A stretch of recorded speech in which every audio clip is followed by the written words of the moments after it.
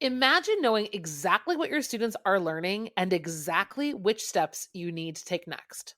Join us in Down with the Reading Quiz to craft meaningful and productive formative assessments that move away from gotcha moments of basic recall and toward assessing what your students actually can do. In this 30-minute free masterclass, we'll share 3 powerful assessment keys that work for any novel at any time of the year. Head to shop.bravenewteaching.com/masterclass to sign up, and we'll also send you a free workbook to keep track of all your notes. Once again, that's shop.bravenewteaching.com/masterclass to nail formative assessments forever. Well, hello and welcome back to Brave New Teaching. Hi, Amanda. Hi. Well, friends, we are here with another lesson plan rescue. And this comes from a question we don't get like super often, but often enough. And it is definitely something that both of us have, I will say, struggled. I know I have struggled with just figuring out how to deal with this. I've tried like hacks that just straight up don't work because they're more work for me than they are for the students. And that is the key to most of my solutions, to most of our lesson plan rescues, is make the kids work harder in general than I do on their classwork. You know what I mean? Yes. You want to tell the lovely people what they're here to hear about? Yes, lovely people. So Marie and I were trying to rack our brains. I don't think that there's a specific episode about this topic anywhere. I think it's come up in multiple places, but let's put it all in one place, okay? So here's the question I get a lot, either coaching or like every once in a while I'll put a sticker out on my story, and teachers are asking for help.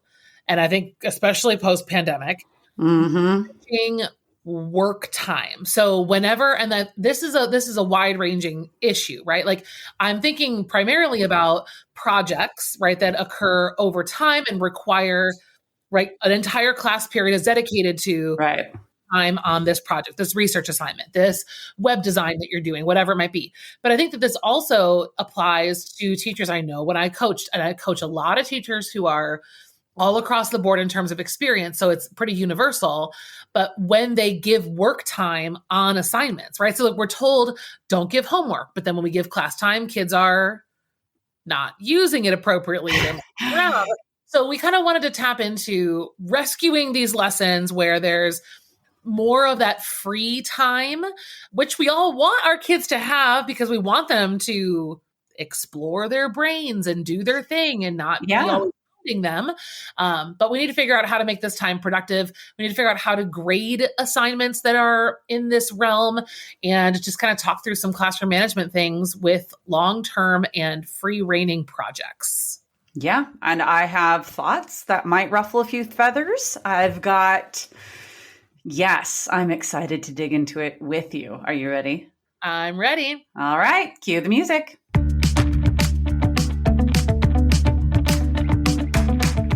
You're listening to Brave New Teaching, and we are so much more than a podcast. We give teachers the inspiration, support, and tools to challenge the status quo. I'm Amanda, and I'm a former English teacher from Illinois. And I'm Marie, and I'm a teacher from Southern California. Join us at bravenewteaching.com to find out more about our courses, festivals, and get every episode's show notes. We're so glad you're here. Enjoy the show.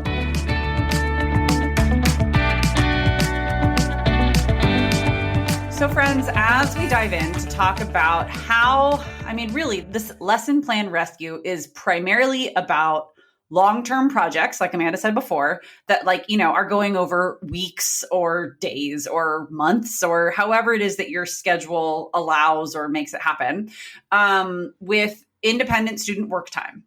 I will say, though, that the issue we're talking about is student productivity. Well, there's a few different things we're talking about. Student productivity is something, though, that bridges the gap between long-term, short-term, immediate, all of the different sorts of things that we could have students working independently on. There is a time for all classwork. There is a time for group work. There's a time for partner work. And there is a time for independent work. And I think that all of those different types of work, we have potential for students to get off task, especially like my class is 36 to 41, generally speaking, students to me. And when I'm lucky, it's me and my co-teacher, right, in there together. And I even, a 20-1 ratio is still a lot of kids to keep on task at any given time. And so this is just something that even though I'm here and I am a professional and I am I am definitely an expert in my field, I have trouble with it too, because you can't control children. That's the long and short of it is. So a lot of the things that I have learned have to do with my own mindset and what my expectations are. And if I expect every single child to fall in line, I'm going to fail. There's no way around it. I'm going to fail. Why? Because that's just not realistic. And it's not that it's because kids are bad. No, it's because it's not what they need right then. They're children. And sometimes getting their work done is so low on the hierarchy of needs that a kid just needs to take a nap, truly. And no, it's not them being lazy. It's because they were up all night long with their brand new baby sister or whatever, and they're just not going to be able to get it done right then. So I wanted to start us off with, if for some of us, it's an affirmation that yes, you're doing right by kids if you let them have what they need in that moment. It doesn't mean it's not frustrating. It doesn't mean I don't sometimes take it personally when the same kid keeps sleeping. But when the same kid keeps sleeping, they obviously need more sleep, right? So there's just a different nut to crack there. But then for some of us also on certain days, it might be a mindset shift. I just wanted to start with that, to be hey, you're not doing anything wrong. If kids are having a hard time, sometimes there might be some things that we can adjust and shift to help them be more productive during whatever the setting is. But there's nothing wrong with you and wrong with your teaching. You might be able to make some habit adjustments, but for the most part, it's going to come with a mindset shift that will then other things will start to fall into place. Okay. Thank you. Well, I will jump off of my soapbox now. No, no, I won't. If you no, you won't. No, you shouldn't, because that's why you have a podcast. If you're tracking what Marie's saying, but still feeling a little bit uneasy about what this actually looks like, I would recommend after this episode going back to listen to our interview with Dr. Deanna Smith. Yes, we talked with her at the beginning of this school year. No, last school year. Yeah, it was August or July. Oh, no, wait, was it this year? Well, we talked to her twice. That's why. We talked to her 2 summers in a row. Yes. And she is a specialist in cultivating classroom community under the umbrella, the very vital umbrella of joy, right? Joy is her touchstone word. And it's all about, I can remember distinctly when you said that, we can't manage behaviors. We can't. Right. We're not the managers, and that's not how that is. So it is a mindset shift. And so much of this, I feel when I've coached, I've kind of gone back to what is the classroom community like on a non-work day? Yeah. Who is in charge? Who knows, what the restraints are? Who knows what the rules are? Who knows how does it all feel? Because that is going to impact what we're about to say. Having your classroom community, having that be a priority of establishing that at the beginning of the year will impact, and kids are kids. So you could have the most glorious, perfect community and you're going to have kids do batshit things whenever, but they go hand in hand. Because they're humans. Yeah. I mean, that's what happens. There are humans and it's okay. Here's my very first piece of advice is to stop giving free time and start giving structured days, or even better, structured sections. So let's take a research project, for example, right? There are stages to the process. I would start by assigning particular days for those pieces. So on days 1 and 2, these are your research days.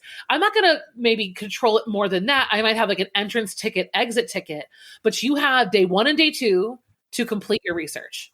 Period. Your whatever, if you're still using note cards or if you're doing something else online, like EasyBib or whatever they need to complete in terms of the research is due at the end of day 2. Mm-hmm. Not at the end of the project. It's due at the end of day 2. And so that way you've kind of given yourself a focus. The kids have a focus, but they're still doing their own thing, but there's not so much time that there's time to be wasted. I think that for me is one of the first things you can do is look at your project and figure out how you can construct days around those pieces.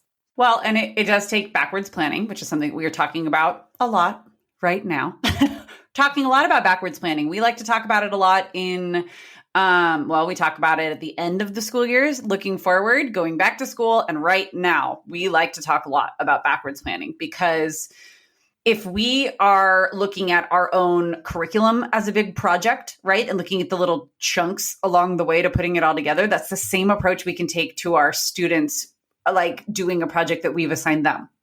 If we know that we need XYZ done and they have to do all these steps along the way, then you can chunk it up. And that scaffolding, like whatever level of scaffolding your students need, can be provided in smaller pieces. It's less overwhelming for them, and it's a hell of a lot easier for you to grade and to plan, right? Like you don't have to introduce I will never forget the days early on, especially in my career, where I would stand up and be like, we are starting a project.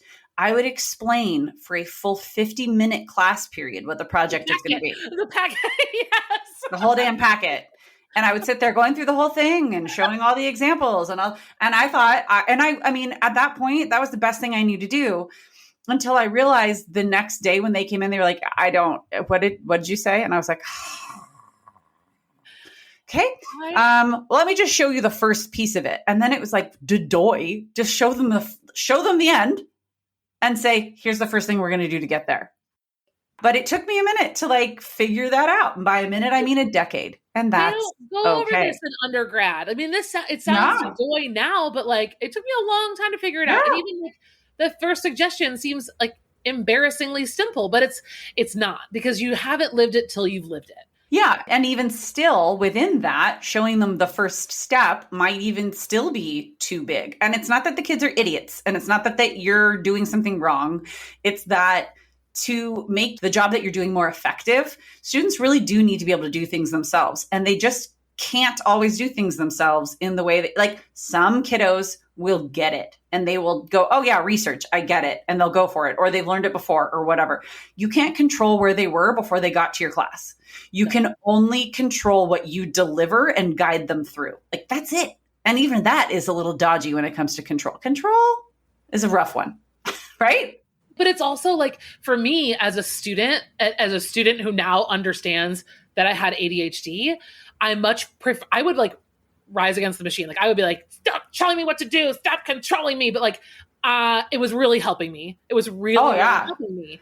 So let's translate this really quick to writing, right? So like I see like when we're doing essays, it's the same method, right? Like I've kind of got it down to a science of what I do, like, flexible depending on the assignment, but we spend day one on the prompt and the claim. Mm-hmm. Because the most important thing that kids need to be able to understand is, what is the question asking and what is my response going to be? And so it's a mini lesson it's a reading of the prompt. It's a mini lesson on claim writing, wherever we are in that stage. And the kids work on the claim only. That's it. That's just it. Claim. And it's due the next day, first thing. And no one's going to be sitting at their desk at the end of 5-6 days saying, I don't have my claim. Like, no. Right. Is that what they sound like? That's what they sound like. That is. It's more like this. Right. And so like they sound a little, yeah. And like that, and we'll get into grading maybe at the second half of the episode, but I think that also is going to give you something authentic to grade, whether it's a project or a paper. I will grade that section of the rubric right then and there, as if it's the final. And like, that's how we didn't have a lot of like flexibility in our revision stuff at the places where I worked, but I would tell my students, like, the first grade is your grade. The only way that you can improve your grade before the end is to improve the work over the course. So like if they were done with something, they could go back and revise or improve something that had already been finished and already been graded. So something like that was a relief to me, like in terms of organizing the days. Yes. And actually, I want to take a quick moment. So I have made a few different masterclasses that are actually available in our Brave New Teaching shop. So if this is something you're thinking about specifically, like writing, if that's something that is overwhelming to you, chunking up writing and also meeting everybody's individual needs, we've got some methods for flipping the instruction so that you teach once and kids have access to it all the time, pre-recorded instruction. And we've got a little masterclass on that. Head to the show notes, go to shop.bravenewteaching.com if you would like to check that out, because I guide you through the entire process. You just reminded me of that. And I wanted to make sure, again, something that is not necessarily taught in undergrad or in a credential program, even in an English methods class, like if you're taking, doing your master's in curriculum design and stuff, like these are not things that are necessarily taught, although they should be. So, university systems, hit us up. We're right here. So Luis and I have been watching some old and some new Kitchen Nightmares episodes, which is like kind of what I feel like Lesson Plan Rescue is. I feel like we're doing your kitchen a little nightmare bit, right now. a little bit. Like what's that, bar rescue or whatever it's called? Do you know what I'm talking about? With that other dude, but yeah, but it's like the same kind of idea, right? Yeah, 100%. And I'm thinking about like if we come fundamentally, what you're trying to diagnose and fix in this situation is pacing. Yep. Students need, and this applies to so many other parts of your instruction, students need to be given less time than what they need to accomplish a task. Yep. During your class, which sounds counterintuitive, right? But if you give them ample time, it will be wasted. So we have to know that that's a fact and to stop pretending like it's not. Give them less time, create urgency, but then create systems that allow for revision and updating and conferencing. Like we don't have to have kids get all the things on the front end and keep extending the deadline or keep giving them more work time or even get upset when things aren't done at the end of your diagnosed work time. We just need to rethink the system in terms of what kids are showing us over and over and over again. I don't know why we're not talking about this more often, but like we have to meet kids where they're at. I mean, you and I are talking about this all the time. Yes. But that's what we're at. It's pacing and creating a sense of urgency. This is lesson planning. This is unit planning. This is project planning. You have to keep them on their toes and keep moving. So people talk about meeting kids where they're at. They just don't talk about what it actually looks like and how to do it. And this is what we're talking about, what it looks like and how to do it. So I have talked on here quite a bit, in fact, this year about how I'm still in the English classroom and I'm also in a theater classroom, which means that I've got different types of, it is totally project-based learning. Like that is what theater and technical theater, which are what I've got in my other half of campus, basically, that I am teaching. And I've got one of the best hacks for helping students, learn more, just practical skills, but also about like what we're doing, rely on me less in the ways that I want them to rely on themselves, right? There are some things like, if you're going to go use a saw over in the theater tech workshop, you're going to rely on me for that. However, you don't need to rely on me for like how to do an elevation of a set design. You could probably do that on your own since I've taught you how to do it. And learning soft skills like time management and that sort of stuff. I have students, when we do extended projects, do daily reflections. And those daily reflections go into a log, and I'll explain that in a second. And then it's a weekly reflection overview and like next week's planning. So it's so simple and yet so effective because I don't have to be the one saying, you didn't get anything done, you need to do blah, blah, blah tomorrow. They are the ones literally writing down, I didn't do anything today. And here's why. I had a migraine. I got really distracted. I distracted the people around me. It's the ultimate accountability because I'm not reading it until the end of the week. I'm looking and we're all doing it at the same time. It is the exit ticket. It stays on one piece of paper or it stays on one Google Doc or it stays in one place. But basically the daily check-ins are, what is the date? What was I supposed to get done today? Because I made the project plan myself. I, the student, what was I supposed to get done today?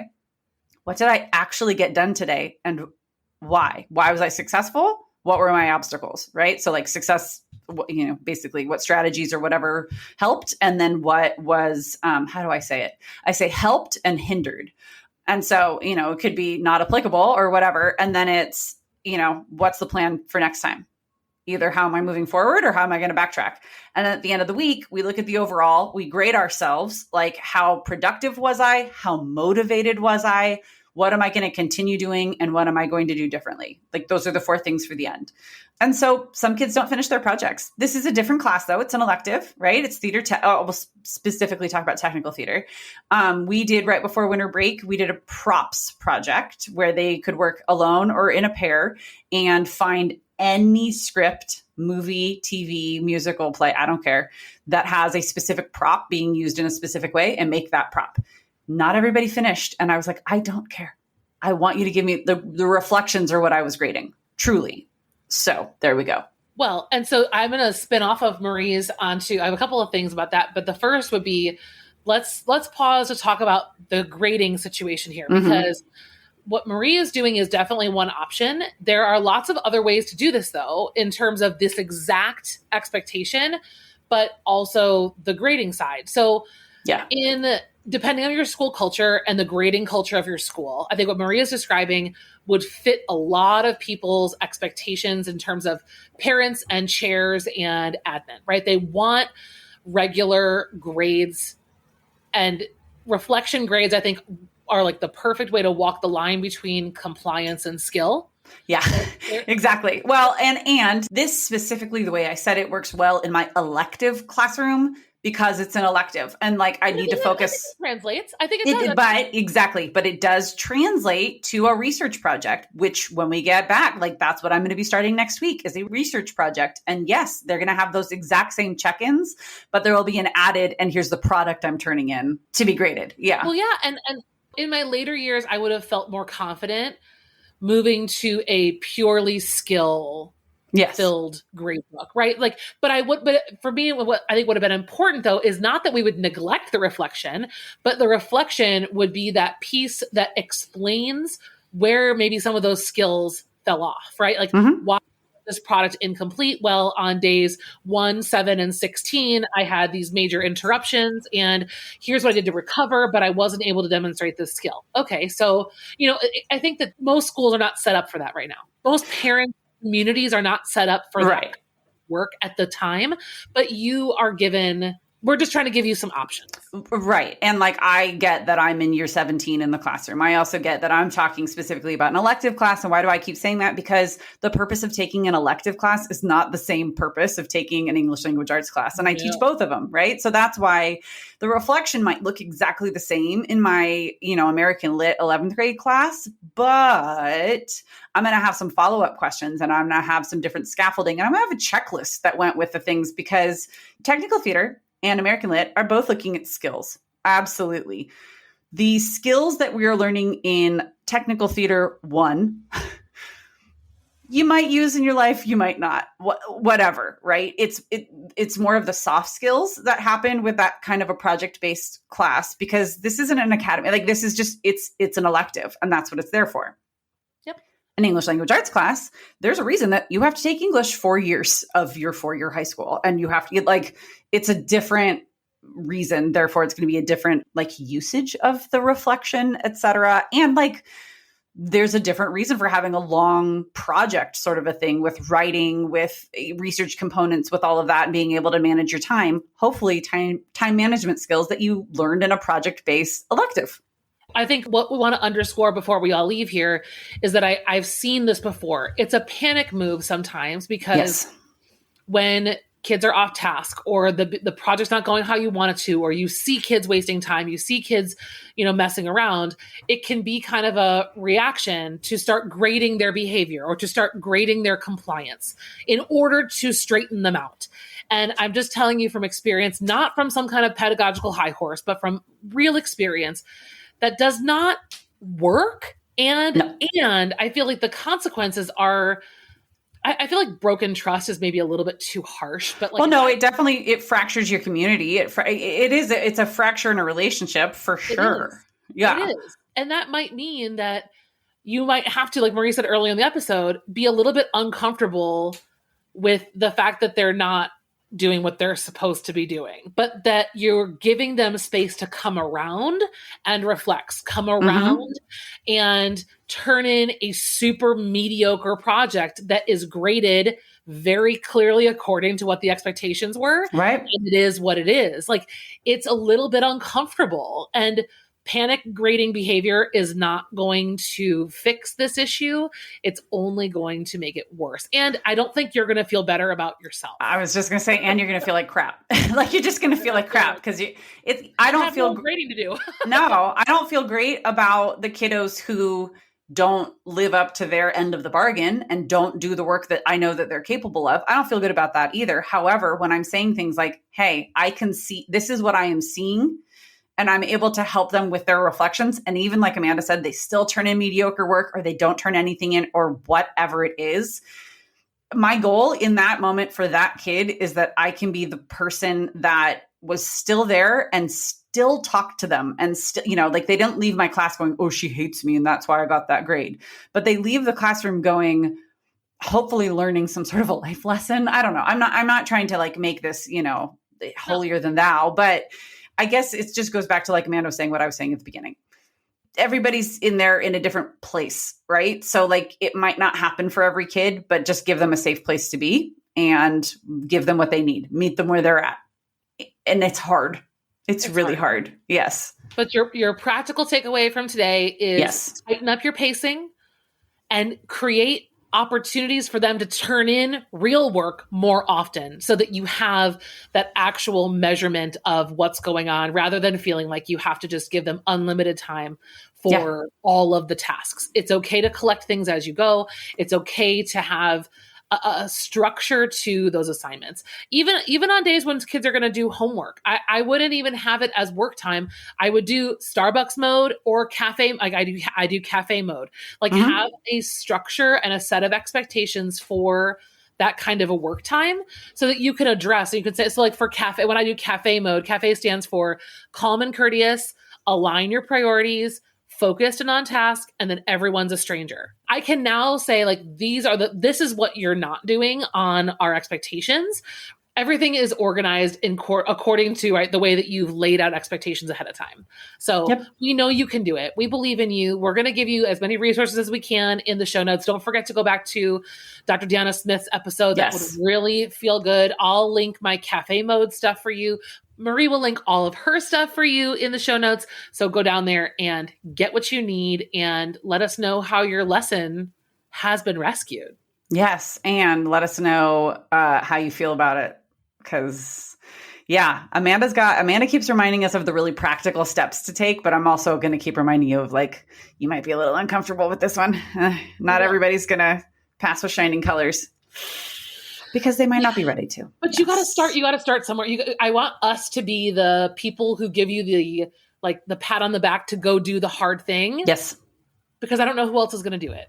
No, I don't either. And we're here when you need us. Gordon Ramsay. We are the Gordon Ramsays of teaching. That would be an amazing show. Honestly. That would be an amazing show. But I don't know, with some of the things that you and I say out of context, I don't know that we'd be allowed around kids again if we had camera crews following us, because Gordon says the same thing to these people every single time. It's a disaster in their kitchen, poor management, and then we do like a makeover. There's a makeover component, which is amazing. Yes, which we love. Curriculum rehab, unit makeover. Let's go. Who would watch this? Teachers. There's a lot of teachers. You know what, though? I know some of you out there listening are not teachers. You're not educators. You're not in education. You might have your own kids, or you might have just randomly, this podcast came across and you're like, oh, wow, I have nothing to do with education. And yet this is interesting. So basically what we're saying is, I don't know what network it would be on. There's got to be something in the Discovery, family of networks. Magnolia. Come and get. Oh my God. All right, friends. Leave us a voicemail and let us know what studios and networks we should be pitching so that they can option our new show. And until we meet again, thank you for joining us. And we will see you next time. Bye.